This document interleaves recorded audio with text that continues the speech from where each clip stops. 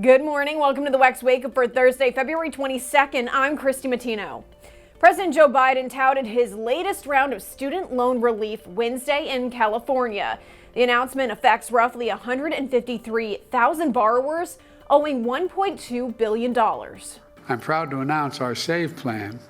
We are immediately canceling the debt loans for over 150,000 borrowers, nearly 6 months ahead of schedule. This action will be a huge help to graduates of community college and borrowers of smaller loans, putting them back on track faster for debt forgiveness than ever before. Biden's initial attempt to extend $10,000 blanket forgiveness to student loan borrowers was struck down by the Supreme Court back in 2023. But his administration continued with multiple Plan B initiatives in the following months.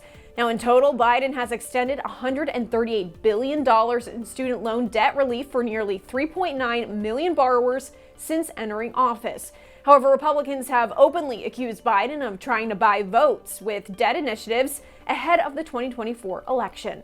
And the South Carolina primary is just days away at this point, and candidate Nikki Haley is traveling across the state holding rallies, even with calls for her to drop out of the race. Washington Examiner's Mabinty Quarshie is in South Carolina as Haley ramps up her attacks against former President Trump.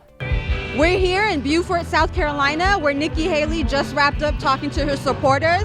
She spent a majority of her speech slamming Donald Trump over his policies as they both battle for the South Carolina GOP primary this Saturday. I turned on the TV the other day and I saw that Donald Trump was running ads against me, which is interesting because he says he wasn't worried about me, but he's running ads against me. And every bit of it was a lie. And then you look at Donald Trump.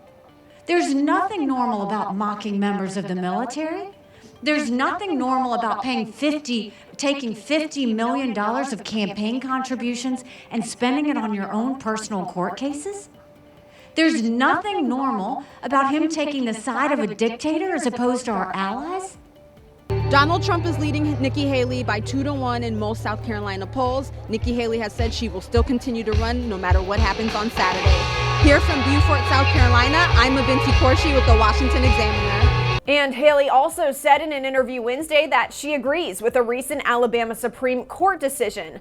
That decision found frozen embryos created through in vitro fertilization are considered people in the state. Embryos to me are babies. When you talk about an embryo, you are talking about, to me, that's a life. And so I do see where that's coming from when they talk about that. The Alabama Supreme Court ruling came about from a lawsuit brought by a group of IVF patients whose frozen embryos were destroyed in December 2020 when they were removed from cryogenic storage and accidentally dropped. Now, the justices ruled that Alabama's Wrongful Death of a Minor Act allowed parents to sue over the death of a minor child, which applies to unborn children.